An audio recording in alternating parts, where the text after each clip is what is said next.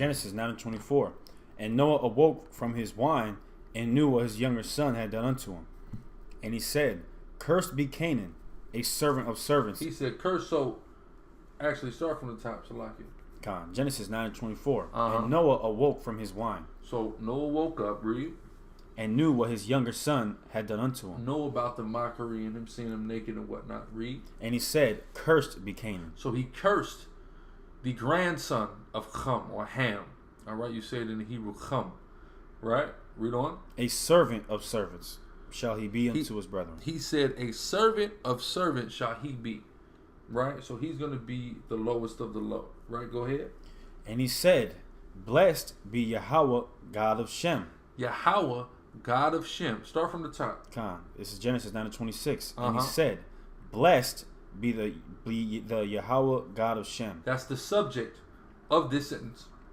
Has to be understood. The subject of this sentence is Yahweh, God of Shem. From the top again.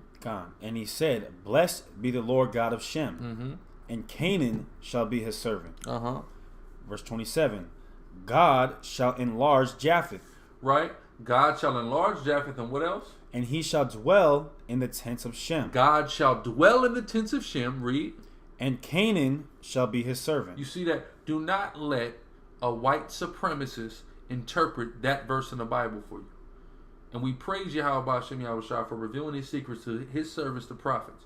Because there are too many Christian white supremacist ideologies that are accepted as interpretations of the Bible without examination whatsoever. And that for a long time was one of them, but we praise Yahweh Shem Yahushua for revealing unto us that that's not what that's talking about. Because they say that that means Japheth is going to come and live amongst Shem and enslave Canaan.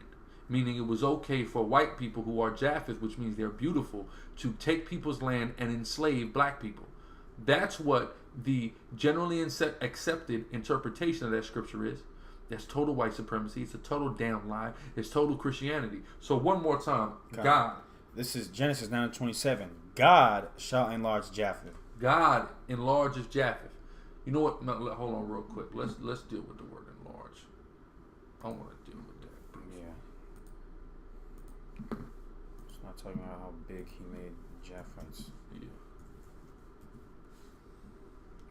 So let's just go here. He shall enlarge. God shall enlarge Japheth. What does this mean?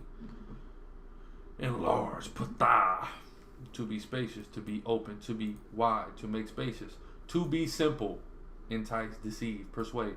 You know, as we say in the black community, oh, that person's open. They're wide open.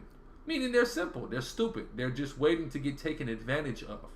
Like that's what they say about that's what they said about what's his dude? Rob Kardashian with dealing with Black China. He was open. That's what it means. They're stupid, silly people. That's who the Japhites are. They're not super intelligent. Go down to Samoa, Tonga, Hawaii, Australia. Go and visit those people. They're not intelligent people there. You'll come to find out. They're not scholars. They're not extremely intellectual. Those are large people, who crack open coconuts with their foreheads and things of that nature. Like that's what they do. They can put on a pair of football pads and tackle somebody. They're not even that great of wrestlers. If you take a look at their wrestling, they're just big. They're really not that skilled. They're certainly not intelligent. They're simple, and that's what God said He would do to those people. That's one of the clear indications of how we know who the Japhites are. They are those people of Austronesian, Polynesian, Micronesian, and Southeast Asian descent. All right? That's period. Keep going. And he shall dwell in the tents of Shem. He shall dwell in the tents of Shem, meaning God is going to choose somebody who comes out of the line of Shem. Read.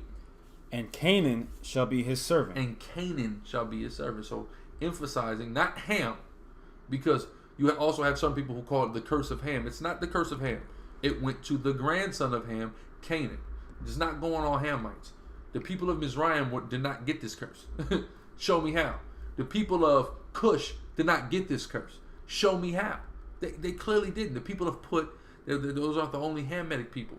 You have the Putites, you have the Mizraimites, you have the Cushites, then you got the Canaanites. Those other groups of Hamitic people, you cannot see this curse on them. You can only see it on the Canaanites. Okay? So now, that was 27? Okay, so now, because I just wanted to substantiate that, because this is the prelude to understanding the fact that out of Shem shall the chosen line of people in whom we are come. So we just got to get all this history through the Spirit. So now let's go to Genesis 11. And we're going to read 1 and read 2. But I need you to stop at 2. Because there's a lot of information in Genesis 11 through the Spirit and power of Yahweh Shem Yahushua that we must go through. Okay, so go ahead. This is Genesis 11 and 1.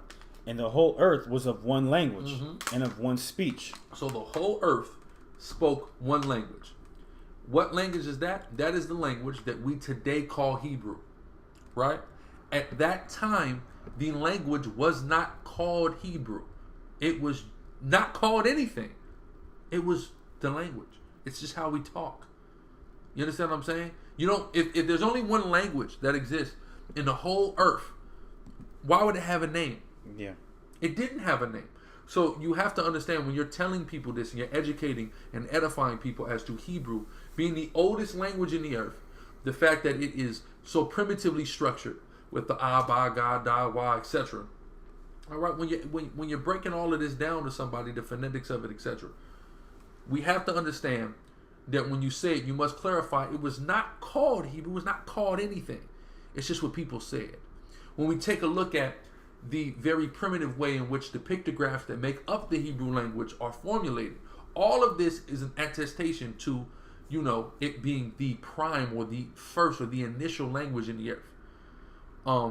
All the original Paleo-Hebrew characters we can find cosmologically in the stars, right? You got people talking about Leo and Sagittarius and Scorpio, not understanding that that whole Hebrew alphabet is in them stars. And when we were dealing with astronomy, not astrology, let's get that twisted, because astrology is not a true science. It's made up and is condemned in the Bible, called observing of times. Let's make sure that's clear. But when we dealt with astronomy, especially the tribes in which who are gifted in astronomy, right? The tribes of Issachar and Zebulun, known today as so-called Mexicans and Central Americans.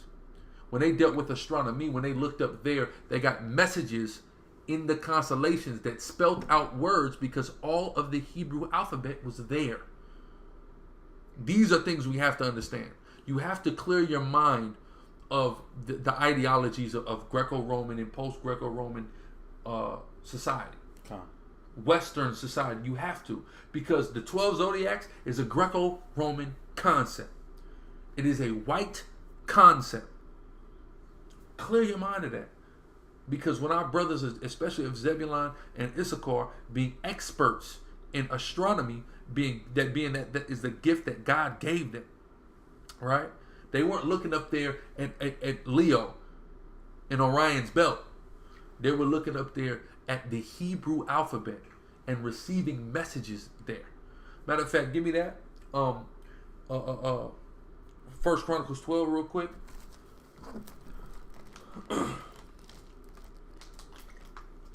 Hope y'all ready. We digging a well tonight. Come. We're getting in that quarry. We're hewing stones through the spirit and power of Yahweh Shem Yahushua tonight. Hope y'all ready. It didn't get deep until an hour in. That's how you know we going in tonight. Right? So go ahead. This is 1 Chronicles 12 and 32. And of the children of Issachar, which were men that had understanding of the times. Men who had understanding of the times. Hold that, Genesis 1 and 14. Of the children of Issachar, who were known pre-colonially as the Aztecs, which means what? The assembly of time in Hebrew. That's what Aztec means in Hebrew. The assembly of time. Later called the Mexicans, coming from the word mexica, which go back to the Hebrew word mashayak, which means anointed. Those people had understanding of time. Let's see how they did that. Genesis 1. This is Genesis 1 and 14. And God said, let there be lights in the firmament. Let there be lights in the firmament, in the sky. Read on. In the firmament of the heaven, to divide the day from the night. To divide what? The day from the night. Read on. And let them be for signs, and for seasons, and for days, and for years. Signs, seasons, days, years, that's time. So how do you have an understanding of time according to the Bible? You have to know the celestial movements. You have to know about the stars, the sun, the moon, etc. If you're not studying the movements of the celestial bodies that are in what's called the heavens or the firmament, you ain't gonna know the times. So how did they know the times? They knew the stars, the moon, and the sun on an expert level, better than anyone that's ever existed. All right? So go ahead. Back to the Chronicles. First Chronicles 12:32. Uh-huh. And of the children of Issachar, which were men that had understanding of the times, Read on. to know what Israel ought to do. They knew what Israel ought to do. How did they know what Israel ought to do? They saw Orion's belt? No, they saw a message from God in the stars that spelled something out in our Hebrew alphabet, our Paleo-Hebrew pictographical alphabet. They read it, and then they came back and told Israel what Yahweh is telling us. Read on. And that's how they were able to do the great conjugal feats that they were able to accomplish here on this side of the world. And we see this, the remnants in their pyramids and their temples now. Go ahead. It says, the heads of them were 200, and all their brethren were at their commandment. There we go. Let's go back to Genesis 11. All right, where we at? We was at 1 still? Yeah, we're still at 1. Most High in Christ. Let's start there at 1. We're going to stop at 2. This is Genesis chapter 11, verse 1. And the whole earth was of one language. The whole earth spoke one language.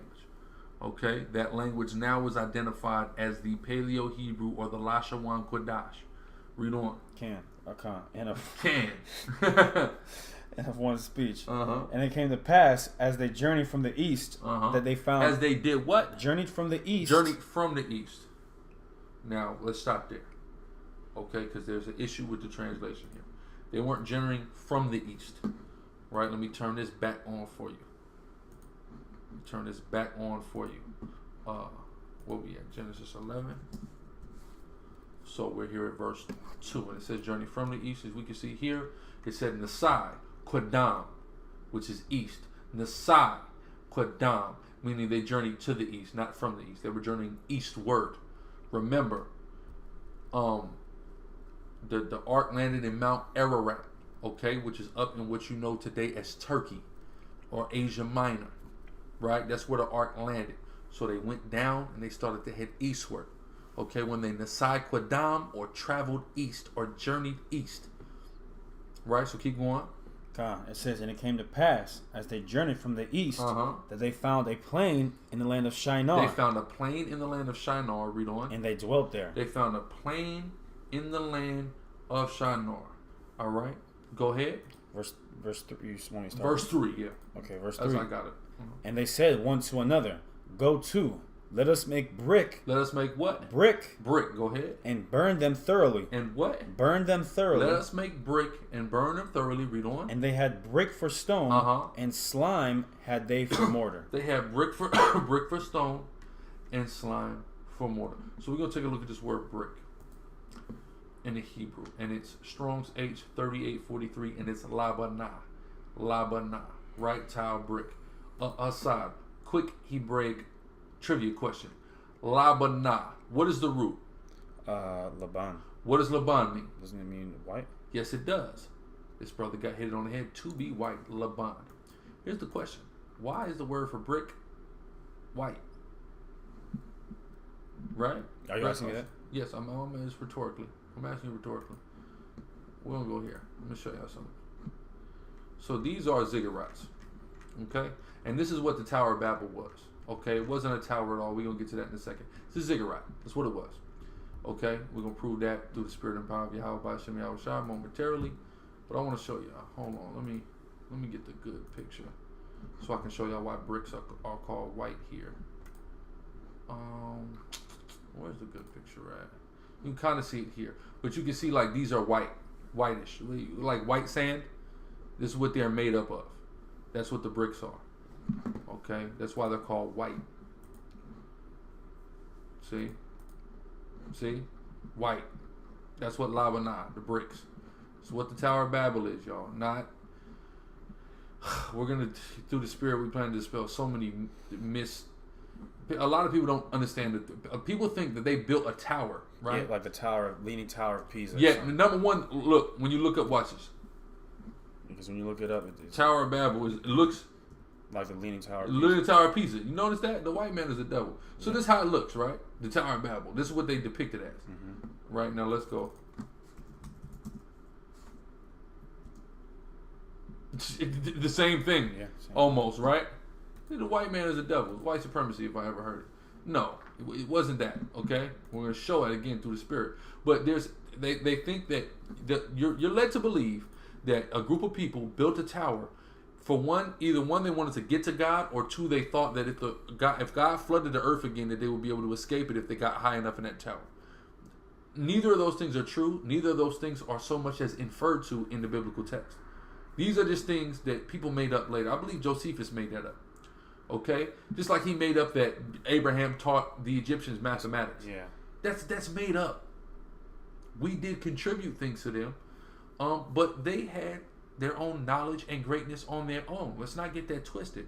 We can't take credit for absolutely everything. We do take credit for a lot because we are responsible for a lot, but not absolutely everything. Teaching them arithmetic, let's be honest here. They knew arithmetic. It's just a part of the human experience to understand that 1 + 1 is 2. Every human can understand it, right? So, back at 3. Oh, okay, so brick, we got that. Lebanon is called brick because it's white. We just showed you how it's white, right? Go to 4. Verse 4. It says, and they said, go to, let us build us a city and a tower, whose top may reach unto heaven. A city and a tower, whose top may reach unto heaven. Read on. Lest we be scattered abroad upon the face of the whole earth. So, what is the intention behind this? That they make them a name. So they want to get fame. Right? Let's even take a look at another translation. I believe NLT.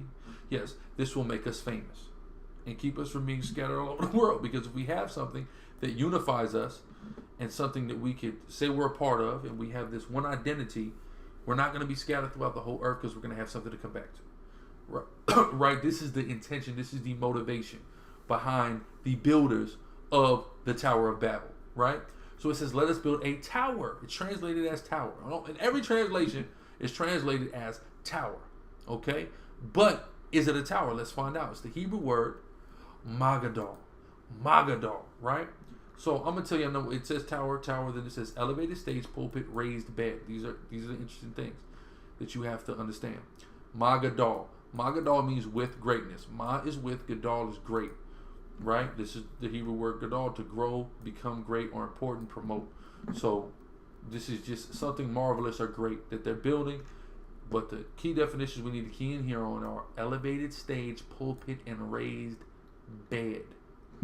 Because does it look like an elevated stage to you? It looks like an elevated. Don't a stage look like this? Exactly. Kind of looks exactly like that, huh? This is what it really is, right? An elevated stage. Looks a lot like an elevated. I did like. Watch this.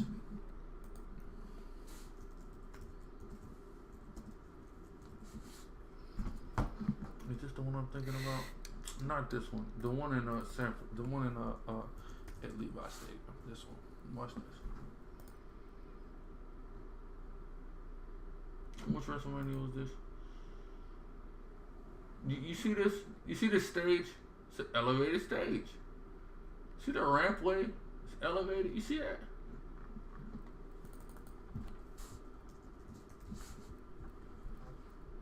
You see this elevated stage? See this? You see what I'm saying? Like, this is how the stuff looks. An elevated stage. Or a raised bed. Remember that. Right? So, watch this. Hold on. Okay, yeah. So let's go here. This is the actual Tower of Babel, y'all. It's called Itamanaki. Itamanaki, the Tower of Babel. Okay? Okay. Matter of fact, you know what? Before I even go there, Salaki, let's go here first. I'm gonna jump the gun. Okay. So look, ziggurat, right? To build on a raised area. That's what the definition of ziggurat is. What does the Bible say? Elevated stage, raised bed. Raised area. Sound familiar? Okay. It's a type of massive stone structure built in ancient Mesopotamia. It has the form of a terraced compound of successfully receding stories or levels.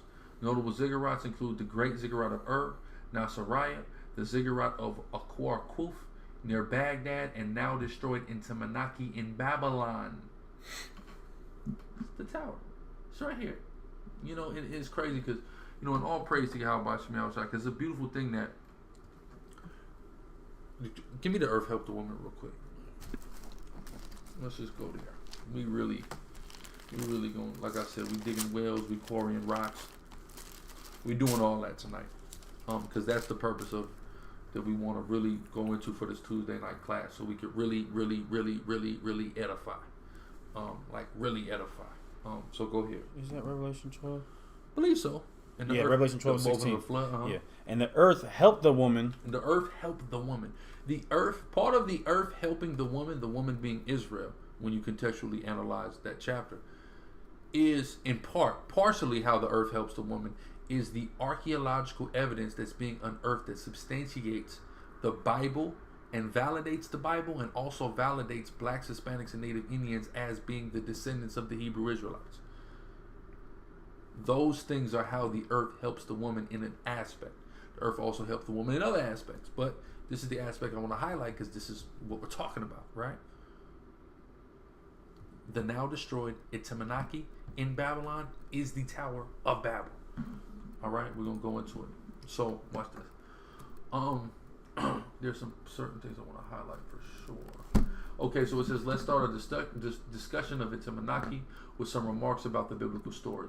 The Hebrew word Babel, confusion, is often used for Babylon, but this is not sufficient to prove the identification of the tower with a monument in this big city. Fortunately, the story contains a second geographical clue. The tower was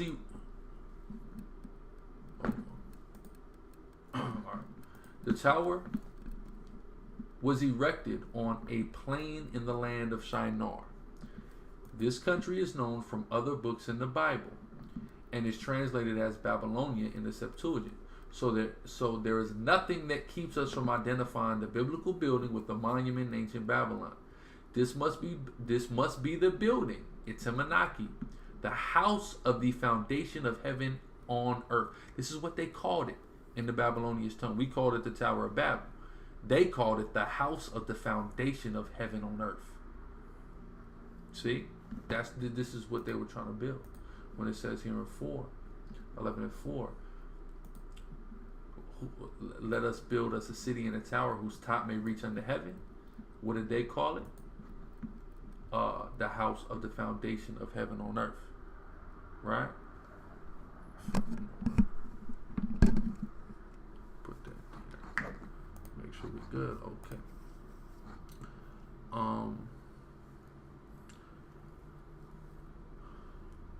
A giant mountain of bricks and tiles, with on top a temple for the god Marduk.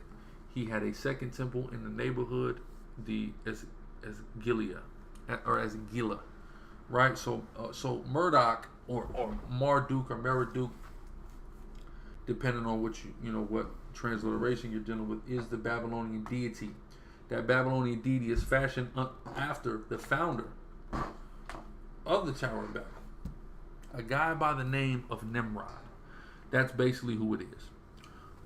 That's who it's fashioned after, right? So reading on, it says the ancient Babylonian called these brick mountains a ziggurat, which can be translated as a rising building. Again, Salakia. Going right back here. Elevated stage, raised bed.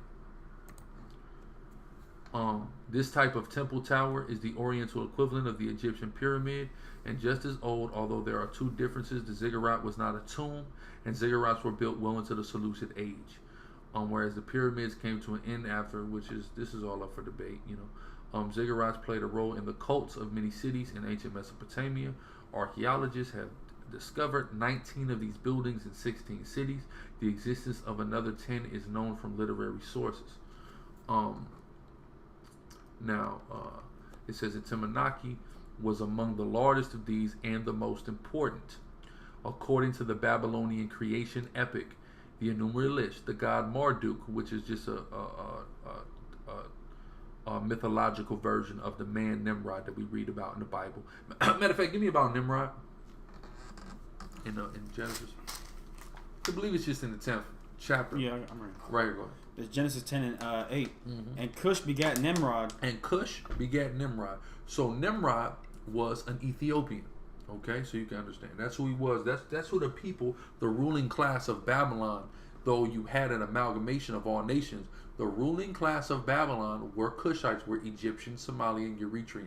That's who they were.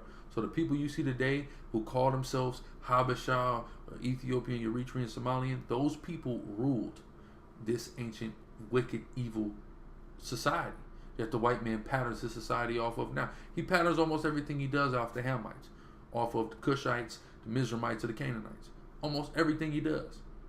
Or after us, Israel. So black people. He just serial steals and copies everything off of people of color. Go ahead. And Cush begat Nimrod. He began to be a mighty one in the earth. He began that mighty one in the earth. So they mytholized him through the deity known as Merodach. Some mytholize him through Baal. But all of the pagan religions of, or you know, the pantheons, the conceptions, the mythologies of all the nations come from him and the foundation that he set ideologically there in Babylon. Because after the scattering, that's when people took bits and pieces and they began to adapt it pursuant to how they saw fit to their culture and their perspective. And that's why you see so many similarities between the various quote-unquote religions of the earth, right? So we're going to take a look at a little bit of that now. Now it says okay, so it says according to the Babylonian creation epic, the Enumeri List, the god Marduk defended the other gods against the diabolical monster Tiamat. So I believe that's like really talking about the Most High. Like they're trying to demonize the El Shaddai, the Most High, as Tiamat here. He's the diabolical monster, because that's how they looked at Yahweh, because of the judgment that he would bring to them. After he had killed it, he brought order to the cosmos, built the Esagila, however you say it, which was the center of the new world, and created mankind. Right, this is all post-flood essentially. This is what the mythological version of what actually happened was to the Babylonian perspective, the Cushite perspective. The Itimonaki was next of the Asaglia, and this means that the temple tower was erected at the center of the world as the axis of the universe. So Babylon was the center of this post-flood world, and the axis of the universe, of course, is this tower that they built, or this ziggurat that they built, more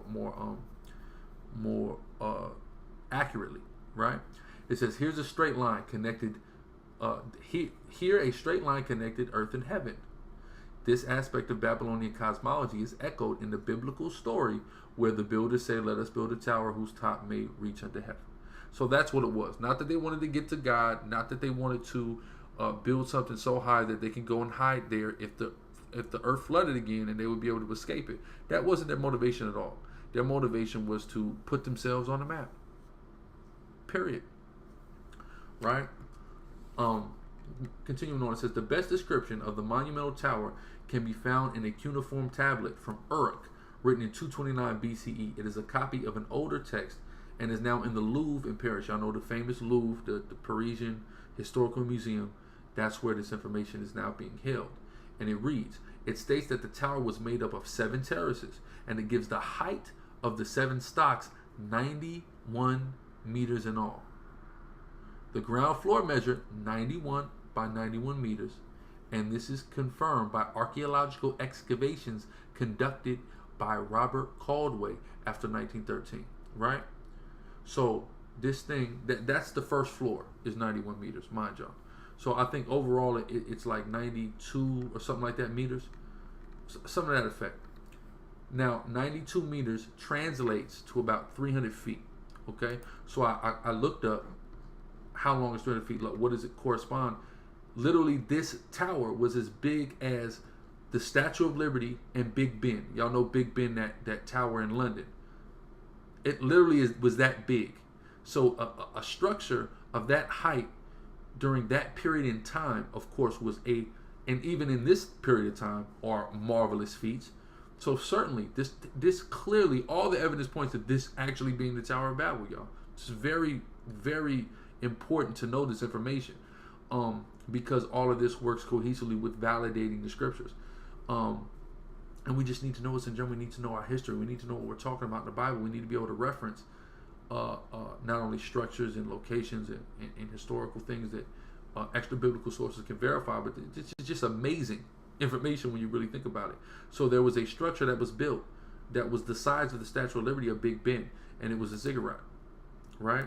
And it's called Itamanaki, and that it's written about in the Bible. It's called the Tower of Babel, right? Continuing on, it says large stairs were discovered at the south side of the building, where a triple gate connected the Itamanaki with Asilgia. A larger gate in the east connected it, etc., etc.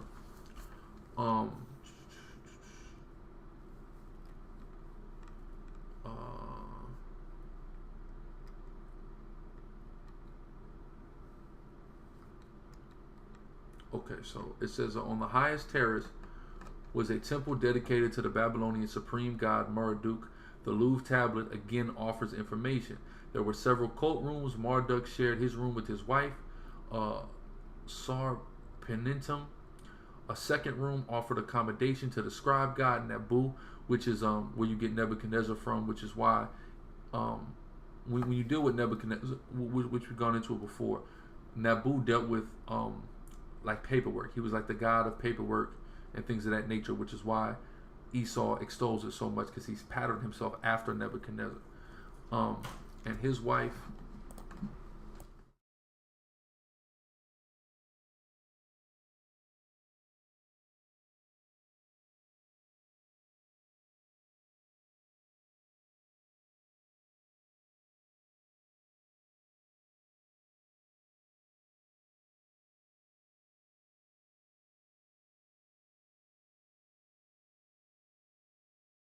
so it says it's patterned, or Salakia, Nabu and his wife Tashmetu, and there were rooms for the water god Ea, the god of light, Nusku, the god of heaven, Anu, and finally Enlil, Marduk's predecessor, a chief of the Mesopotamian pantheon.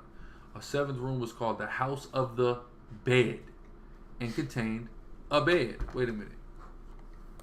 What is this? A raised bed. So in one of these floors, there was a bed. Ain't that a raised bed?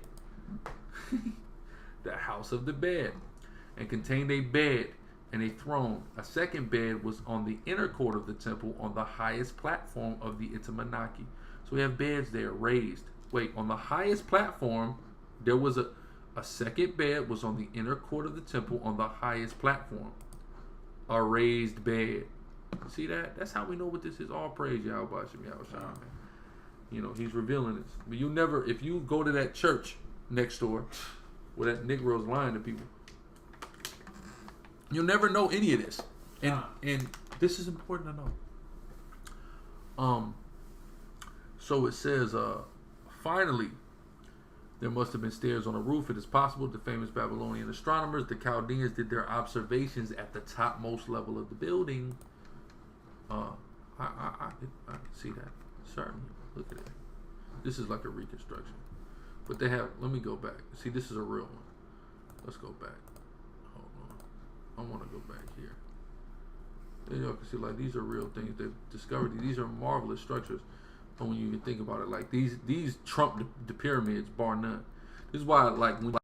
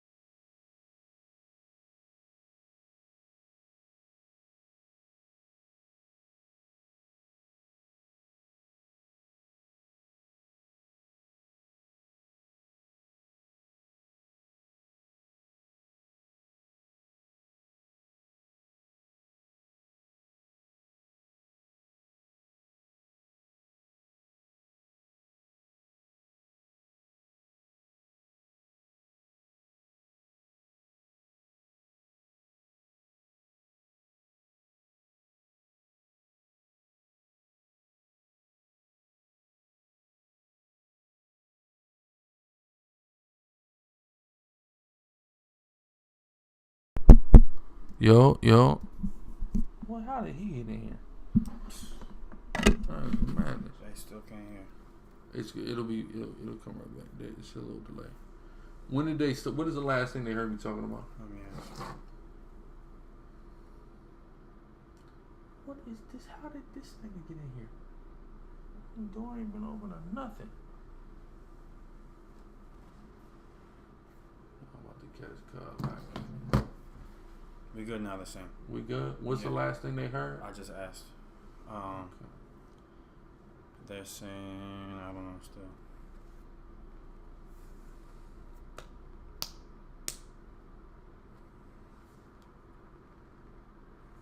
What's the last thing y'all heard?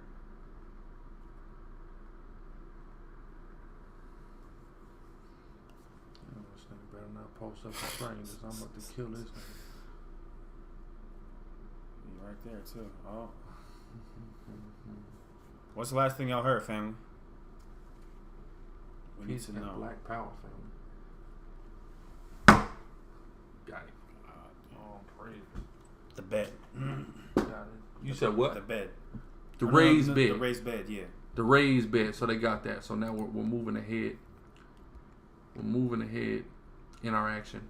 Okay, so it says the Itamanaki is mentioned for the first time in the annals of Assyrian king Sennacherib. We know him from the Bible, who claims that he destroyed the tower of his Babylonian enemies in 689 BCE. Excuse me. So he allegedly is taking credit for destroying it because this thing is in ruins. Okay, now mind y'all, if we look in Genesis 11, it doesn't say that they destroyed the temple or destroyed the tower. That's never said in Genesis 11, which we're going to read down on in a moment. But it's in ruins. Like they discovered it and they discovered it tore down. But we're going to, so Sennacherib starts taking credit for it. But which lets us know what it's an important monument. And it's such an important monument that as we're going to see Sennacherib along with others falsely take credit for destroying it. Right? So it's 689 BCE. Now watch this. Although he certainly sacked Babylon, it's impossible that his looting soldiers destroyed the Itamanaki. So it's impossible that he is responsible for its destruction, but he took credit for it. Which shows you the importance of destruction. Shows you that. And of course it's in the Bible, Tower of Babel.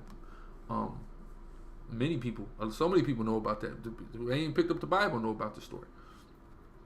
Surely know a distorted version of it, but they know about it, right?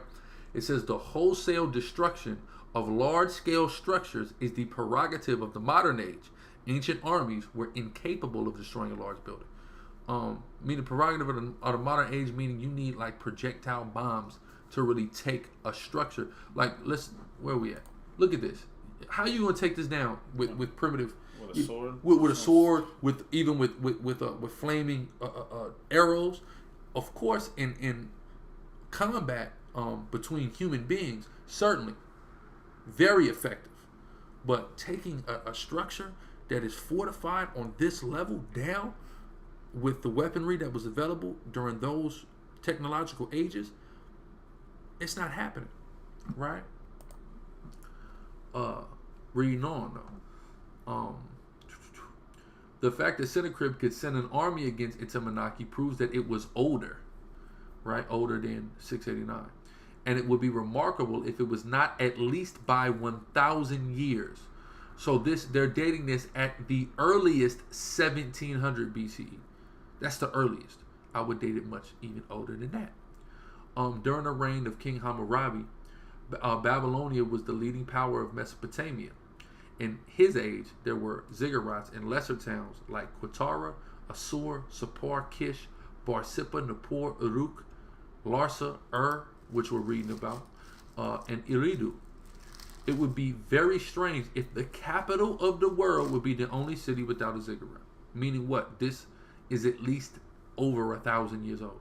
Older than 689. So that would date it at what? Over 4,000 years old from now. Okay?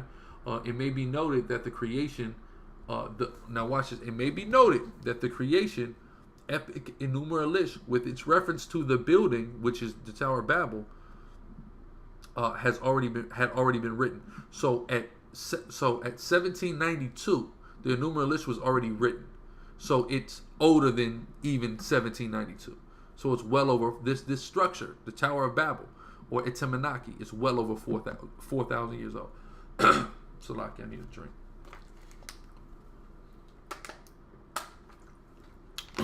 Anyway, so it says, after Sennacherib, you got something? I'm just replying to this dude.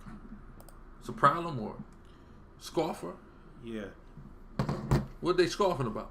Tekashi 6ix9ine going to prison for 25 to life. Yeah, I mean, it's not funny. Laughing about your brother, whether you like him or not, who just had a young child, facing life in jail is. I don't see that as a laughing matter. I truly see laughing at that as distasteful. But moving on.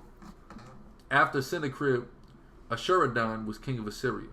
He allowed the Babylonians to rebuild their city. Another construction phase may have been after the war between the Assyrian king Ashur-bin-Apal and his brother Samashim-Okun, the viceroy of Babylon. Right? So it seems like what happened was this thing kept getting destroyed, and then they kept trying to rebuild it, and then they never fully successfully rebuilt it. That's what we're going to, this is the first implication of it, but as we keep reading on to the history, you're going to keep seeing it. It says, when Babylonia became independent from Nabopolassar, there was a renewed building activity, and finally King Nebuchadnezzar is recorded as one of the builders. So Nebuchadnezzar was trying to rebuild the Tower of Babel. He finished the temple at the top, which was covered with a roof of cedars from Lebanon. The two last kings have boasted that the tower reached unto heaven. So what happened is this thing got destroyed. Then Nebuchadnezzar rebuilt it, right? Then it says the building, but then we know what happened to Nebuchadnezzar, right? That was part of the Most High had elevated Nebuchadnezzar to the sovereign ruler pretty much over the whole earth. But then he let it go to his head. That's when he built that image for himself. And part of what he did was actually rebuild the Tower of Babel. It seems in history. The building history suggests that the Babylonians were occupied with the construction of the tower for over a century. So they kept trying to rebuild this thing for 100 years, or more than 100 years. It is possible that the ambitious design of the tower, 92 by 92 by 92 meters. This is, again, the Statue of Liberty in length, height, and depth. Imagine that. Conceptualize that. Was too grandiose, so that they needed as much time for their project as the medieval builders of the European cathedrals. So they needed a long time, and of course, they weren't as equipped as they were at the onset of the construction of the tower, because of the scattering of the people, etc. For a long time, the tower must have looked unfinished, and this may explain how the biblical story came into being. It is certainly possible that the sanctuary was never finished at all.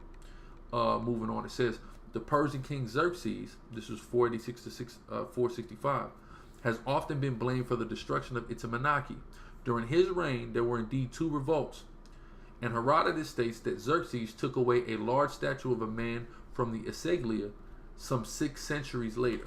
The historian Arian of Nicomedia, the author of an important book on Alexander the Great, expanded this last piece of information to remark about the destruction of Etemenaki.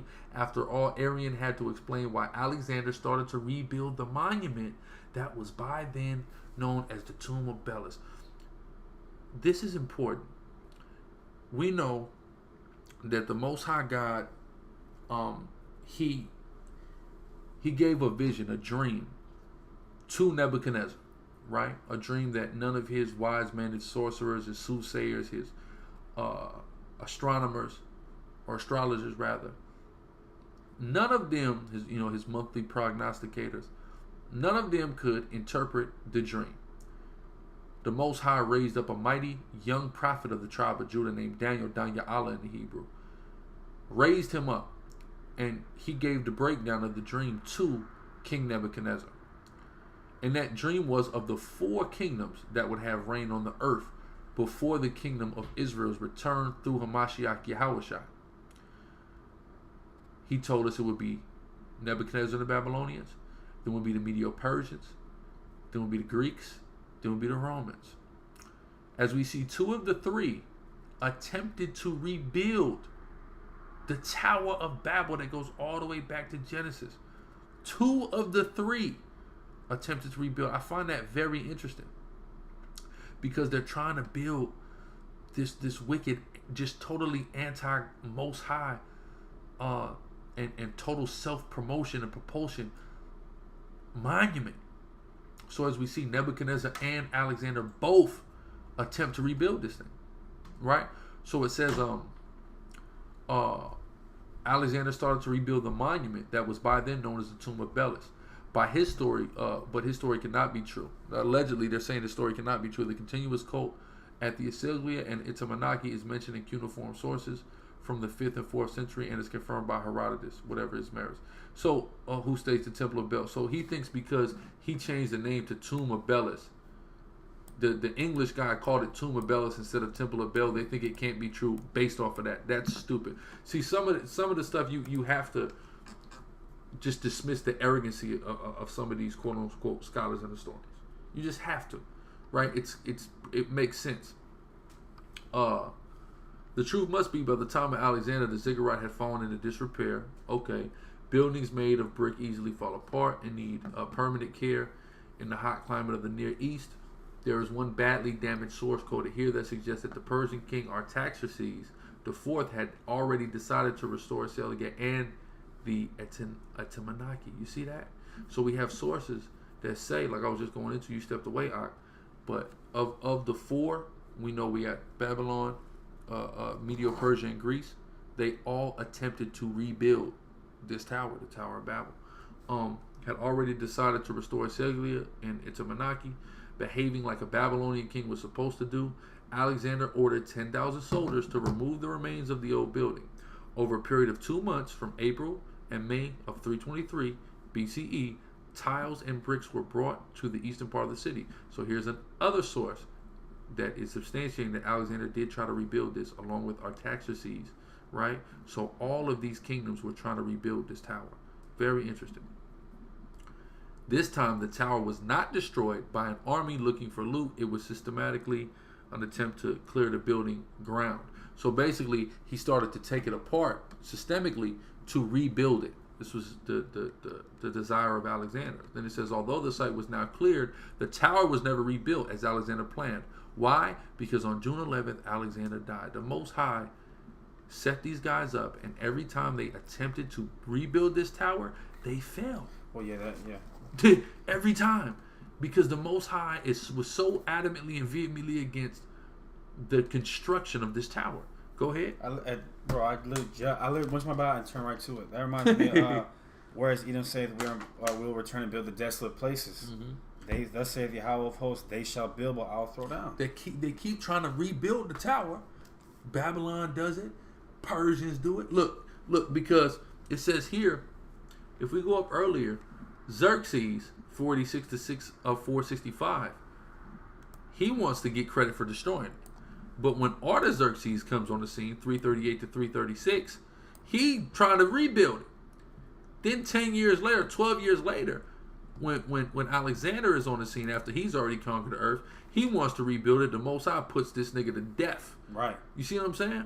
This is, so in short, as we see, every time they do it, it's right towards the end of their reign. That's like the last straw, Most High taking them out. Yeah. He don't want this tower rebuilt. He don't want it. Yeah, that's cool. He's always been against it. Yeah. Right? So, then it says civil war broke out with his general, between his generals, Daniel 11. The Didachi. During the next years, Babylon saw several armies, and it lasted until 309, until peace conditions were restored by Seleucus Nicator. However, he founded another capital for the new Seleucid empire, Seleucia. Babylon was never restored to its old status, and that meant the end of attempts to rebuild Itamanaki. Although one scribe in Uruk was still hoping for its reconstruction and wrote the Louvre tablet, the Isilia remained intact well into the 1st century BCE, probably even later. But pretty much all of it is in ruins now. Where is it? See, look, y'all. We'll show y'all. This is it. This is where the Tower of Babel was. It's totally destroyed. Salakia.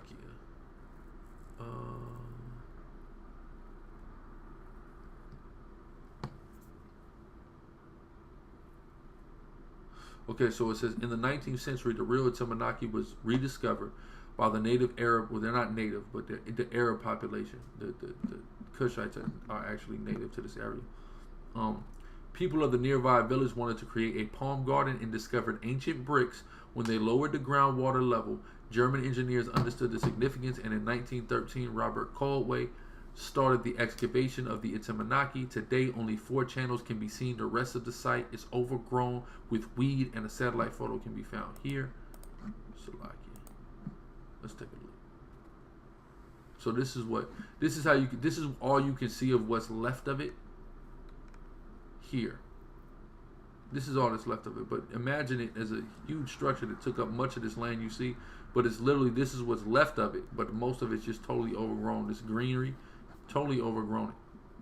But there's enough of it for them to say it. And there's enough corresponding historical documents to attest to its existence and its importance, along with the Bible. So it is what it is. But I wanted to really, kind of go into that. The spirit and power of Yahweh Shem Yahushua. It's important to understand these things as our history, right? But let's go back to Genesis 11. Let's start at 5 and read all the way down to 28.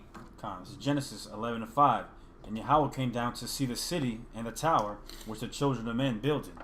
And Yahweh said, "Behold, the people is one." The people is one. Everyone's united in this place. Read. The people is one, and they have all one language. They all are talking the same language. They all know how to communicate with each other. They're unified. Read. And this they begin to do. And now nothing will be restrained from them, which they have imagined to do. Keep going. Verse 7. Go to, let us go down, and there confound their language. So everyone's together, and they all have a common goal. They all speak the same language. They communicate effectively. They understand one another. And God hates it. He can't stand it. He doesn't want it. He dislikes it so much. He says, what? Read it again. He says, go to, let us go down, and there confound their language. He commands the spirits at his, at his council, the angels, the demons, confound their language. Break this thing up. Put an absolute end to this. Immediately. Again. Read it again. Go to, let us go down, and there confound their language. Confound their language. I don't like these people being together. I don't want them to be able to effectively communicate with one another. We have to understand what the Most High is doing and why He's doing it. He intends for people to be separate. He's a separatist. He's a racist. And this is one of the coldest and clearest examples of such a thing. Verbatim plain in the Bible. Everyone is together like they are telling us we should be now. Like America has been pushing the ideology of recent times. Everyone just needs to be together and understand each other and communicate. We just need to have just no borders. We need to just be one people and one language. Except this is what they are striving for now. It's a new world order. But it's not a new world order. It's the old world order. The order of the Tower of Babel. Yeah. It's the same order. And the Most High said, not so. Go ahead. I want to say, what is it? I can't remember what the Latin is on the back of the $1 bill. I want to. E pluribus unum. Yeah. What is that? Pluribus unum. Something one. Yeah. Let me see here. I'm sorry. Just not the sidebar, but brothers and sisters keep asking about mushrooms in the chat. Don't eat mushrooms. Not the ones that get you high. Not the ones you put on a pizza pie. Yeah, they're not good. They're not good for you. Okay.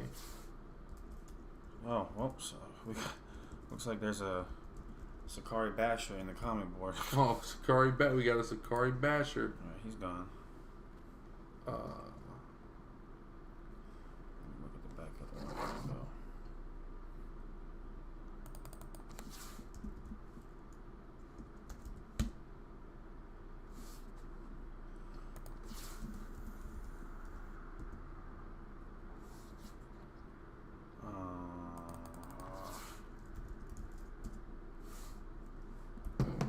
What? I'm trying to find what the words mean. It's like it says, "In God we trust." Hold on. Where's the other one at?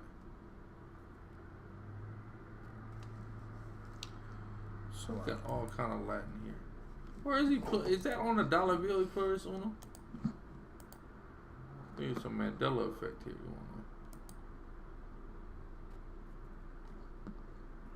I don't know if that's on. I don't see it. Yeah, so like it's. I'm probably tripping. My fault. It's somewhere though. Where is it at? Is it on the?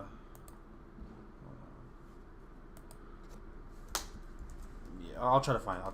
Oh, here we go. E pluribus unum. That's on the $5 bill. It's on Out of many. Out of many, one. The motto of the U.S. Out of many, one. So that's what it means. So basically, that's what we say. Out of many, out of all these many people, out of these Hamites, these Shemites, and these Japhites, we are one people here. So go back to that in Genesis. Yeah, okay. Genesis 11 and 8. I'm going to read verse 7 again. Go to, let us go down, and there confound their language. The Most High does not want out of many one here. He wants the people of Ham, Shem, and Japheth separate, right? Because this is who we're dealing with now. We're not dealing with all these other nations, Elam and Ishmael and Israel and Cush. We're dealing with Ham, Shem, and Japheth right now. Okay, this is the period of separation we're in. And there'll be further separations. But right now, Ham, Shem, and Japheth. We could just chalk it up to that. Go ahead. Con. That they may not understand one another's speech. He doesn't want these people to understand each other. Read on. So Yahweh scattered them abroad from thence upon the face of all the earth. So through whatever mechanism, it's not elaborated in depth, but through whatever mechanism, these people started speaking different languages and started moving throughout the earth. I hypothesized that what occurred was discord was sowed amongst the peoples. They began to have disagreements and they began to separate from each other through discord. The Most High assigning demons to go and influence them, as well as angels to influence war and conflict between them and fight on a spiritual level for them, etc. When you understand how deception and how demons work and how angels work, and you know the spiritual world and the battles that go on there, you know, when you understand those things, you understand that's likely, or I would conclude and hypothesize that likely is what took place in order for the Most High's purpose to be accomplished, like every other time the Most High wants his purpose to be accomplished. And his purpose was that these people not be together, not understand each other, and they began to be scattered throughout the face of the earth. Okay, so go ahead. It says, so Yahweh scattered them abroad from thence upon the face of all the earth, and they left off to build the city. All right, they stopped building this. They stopped building it. They were done with it. They went on to build their own stuff. Go ahead. It says, therefore is the name of it called Babel. They call it what? Babel. Babel. And it's called that to this day. Babel. Read. Which in Hebrew just means confusion, because it was that place that the confusion started. The languages were confused, the people were confused, and they separated from each other. At that place. Go ahead. And this is the new Babylon, because we see the same doctrines, the same ideology that we read about here, read about there in Genesis 11 is here in America. That's how we know this is Babylon. One of the clear indications. Read. It says, because Yahweh did there confound the language of all the earth. That's right. And from thence did Yahweh scatter them abroad upon the face of all the earth. So from thence, so we have different languages. So you have the Hebrew language now, which is the language of all. So you have similarities between the Hebrew language and certain other languages, and this is simply chalked up to what? That they were all speaking it. So how the tongues begin to get separate is different dialects began to start popping up of these people who used to speak this language.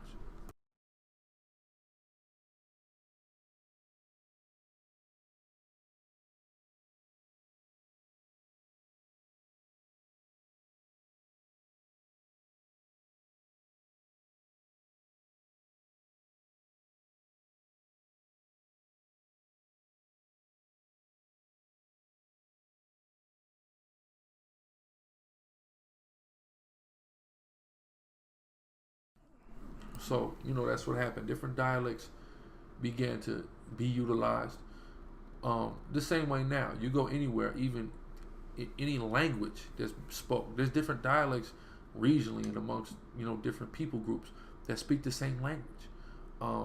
The Spanish that's spoken in the Latin world is not the Spanish that's spoken in Spain. The Spanish that's spoken in Mexico is not the Spanish that's spoken in Puerto Rico.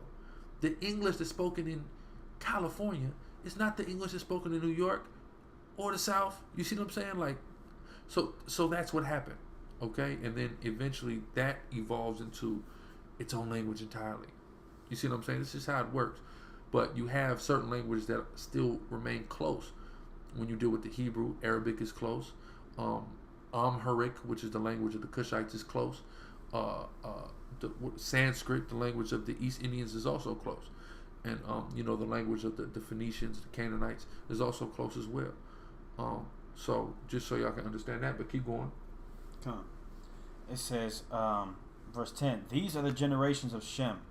Shem was 100 years old and begat Arphaxad. So now we're dealing with the lineage of Shem and the separation in the line of Shem. We already know, as we already read in Genesis 9, the Most High is choosing to deal with and be the God of Shem.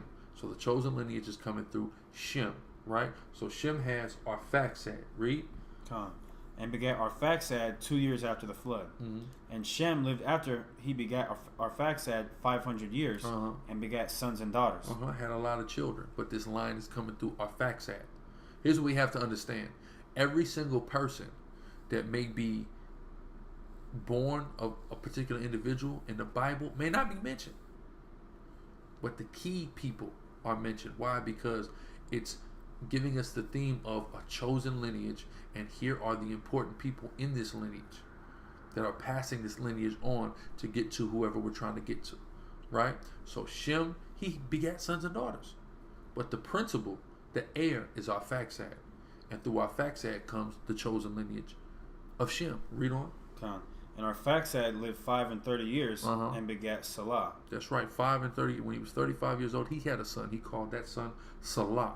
Right? Read on. And Arphaxad lived after he begat Salah 403 years and begat sons and daughters. He had plenty of children. So there were plenty of people on the earth during this time.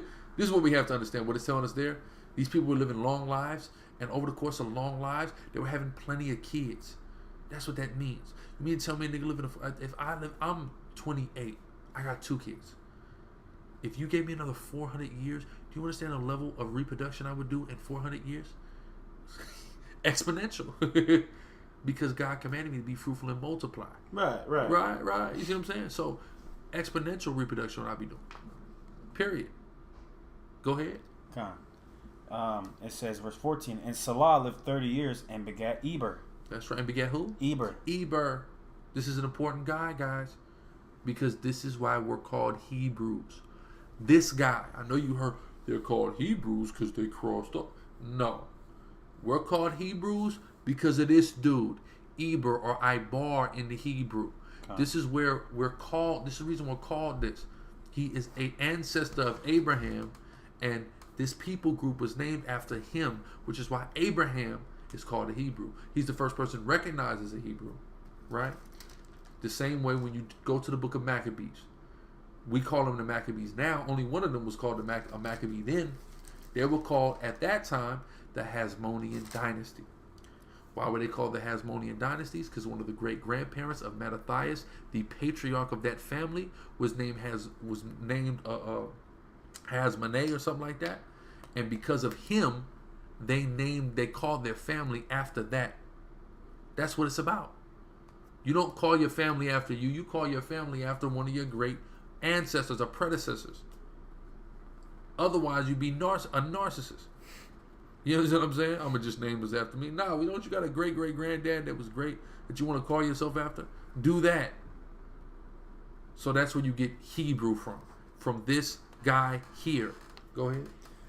It says, and Salah lived after he begat Eber 403 years and begat sons and daughters. Plenty of kids. Go ahead. And Eber lived 430 years. That's how the Most High just had the earth just getting populated. But what's interesting is, if you take a look at the population of the earth today, and you track it all the way back 5,000 years to when the flood ended, here's what you find out. You track back to 8 people. The population growth of the earth, the pace literally lines up perfectly, mathematically, to 8 people 5,000 years ago. Keep that in mind. Go ahead. You have something? Who else? Who is it? Ikaron? Yahweh Shem Yahushai. Barakatan Tawada Ikaran. Go ahead. Okay. This is Genesis chapter 11, verse 17 or 16. And Eber lived 430 years and begat Peleg. Mm-hmm. And Eber lived Peleg, not the guy we debated, not that imposter. Eber begets Peleg. Okay, these are important guys because you call yourself a Hebrew Israelite, you don't know who Eber is. Eber is why you call yourself a Hebrew. Okay. Peleg is the son of Eber. Read. Okay. And Eber lived after he begat Peleg 430 years. Mm-hmm. That Eber is Hebrew 400. And begat sons and daughters. Uh-huh. And Peleg. Those would be Hebrews. Yeah. Those sons and daughters that Eber has, and Peleg, the principal of them, that's who the Hebrews are. Okay, so remember, Hebrews is exclusive, but it's not entirely exclusive because there's plenty of Hebrews. Okay. Hebrew is not even a nation. Okay, Hebrew is like more so like an ethnic, a greater ethnic family, so to speak. So go ahead. Okay. It says, and Peleg lived 30 years and begat Ru. Uh-huh. And Peleg lived after he begat Ru. Here comes after Peleg begat Ru. Read on. Khan. And Ru lived 230 years and begat Serug. Uh-huh. Here comes Serug. Go ahead. And Ru lived after he begat Serug 207 years. You see life is getting shorter? Them niggas was just 500, then them niggas was 400, now them niggas is 200. Most High cutting that down, right? Eventually he gonna cut it down to 120 soon enough. Somebody else? Kind of brother RZL. Oh, RZL, man. Always, Yao Bashim, Yao Shah Brakatah, the water, always supporting. Big up to that, brother. Go ahead. Khan. It says, and Ru lived after he begat Serug 207 years. Right. And so as you see that, life is getting cut down. Go ahead. Khan. It says, and begat sons and daughters. Uh-huh. And Nahor. Uh-huh. And here's Nahor. Right? So we go from Eber to Peleg to Ru to Saru. Right? Now here's Nahor. Read on. And Nahor, these are Hebrews we're reading about. Go ahead. And Nahor lived 920 years Uh-huh. and begat Terah. Uh-huh. Go. Here comes Terah. Y'all know who Terah is? If you don't, it's all right. We're going to tell you. Read. And Nahor lived after he begat Terah in 119 Niggas years. is getting young, huh? Yeah. Now he less than 200, right? Because he begat Terah at 29. Then he lived to be how old? Nahor lived 119 years. 119. So we're looking at less than 150 years of life. We was just talking about niggas living 500. Yeah. He's down to 150. Yeah. Go ahead. It says, and Terah lived 70 years and begat Abram. Who begat who? Abram. Abram. So Abram the Hebrew, here he is. So all these guys we named about are how we exist. Noah had Shem, right? That goes all the way down to Eber. I want to say, what was it? Shem, Arphaxad. Who came after Arphaxad? No, Salah. Salah. Then Eber. Yeah. Then Eber. So that's where Hebrew then comes Peleg. from. So then comes Peleg. Then Ru. comes Ru. Then comes Saru. Then comes Nahor. Then comes Terah. Now here's Abraham. These are our foreparents as well. We don't talk about our pre-Abrahamic forefathers all that much, but these are our forefathers. These were Shemites, then later Hebrews, as the line progressed. This has to be understood. There are other Shemitic people as well, y'all. Okay? Elam and other people. But we focusing on us. So now here comes Abram. This is our great forefather. This is the forefather of the faith. These are the men that were his predecessors. Okay, qualified him as a Shemite, put him in the lineage of the chosen one, of the one that the Most High said he would choose out of the tents of Shem. Here comes Abram. Go ahead. And now these are the generations of Terah. Uh-huh. Terah begat Abraham. Well, at this time, Abram. Where you at? 27. Okay. Terah begat Abram, Nahor, and Haran. He begat Abraham or Abram, Nahor, and Haran. Read on. And Haran begat Lot. And Haran died before his father Terah. Y'all know Lot. We know about Lot. We're going to get to his story. Lot. He's Abram's little nephew. Go ahead. And Haran died before his father Terah in the land of his nativity in Ur of the Chaldees. Our brother Haran, he died a young death. Go ahead. That's 28. That's 28. So now, it said in where? In the land of the Chaldees. In Ur of the Chaldees. This is important. Ur of the Chaldees. Because we have to understand the Chaldees are ancient Cushitic people, the people who built Babylon. Our people, the Hebrews, we were still in the area, right? We didn't go too far from the tower. We're now in Ur of the Chaldees. So the reason why it's called Ur, this is what has to be understood. Strong's H 218, Ur, flame, right? A city in southern Babylon, city of the Chaldeans, center of moon worship, home of Abraham's father, Terah, and departure point for Abraham's migration to Mesopotamia and Canaan, right? So it's Ur of the Chaldees. There is a center of moon worship. We're going to go to the etymology of war. Flame, light of fire, right? It's going to take us here to Strong's 215. Now, notice, here's the thing about this modernized Hebrew. Notice there's a vowel point here, right? Which is not in the Paleo. You see how this word is? Ah, wa, ra, all right? Or the aleph, the vav, and the resh, as they call it. As we go here, it's the exact same word. And the exact same word. And it means to become light, light shine, to become day, to give light of sun, moon, stars, to illuminate. So you get stuff, the concept, the Illuminati, etc. from, because they called it Ur because there they worshiped the lights of heaven or sun, moon, and stars. They were into that. They deified those things. The same way that your Illuminati of nowadays deifies these same things.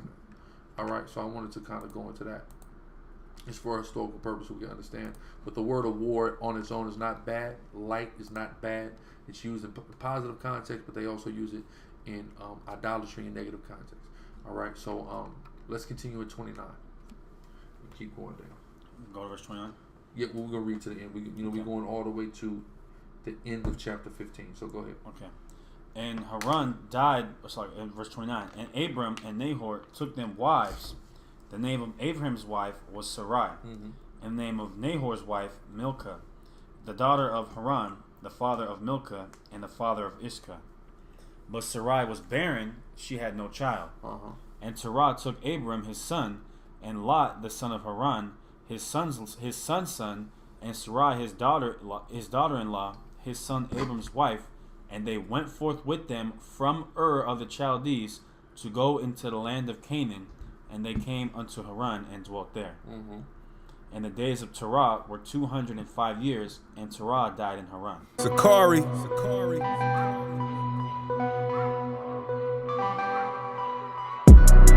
We are the children of the one Yahweh. The chosen. Ye are the chosen of the one Yahweh. And he has given his laws to us.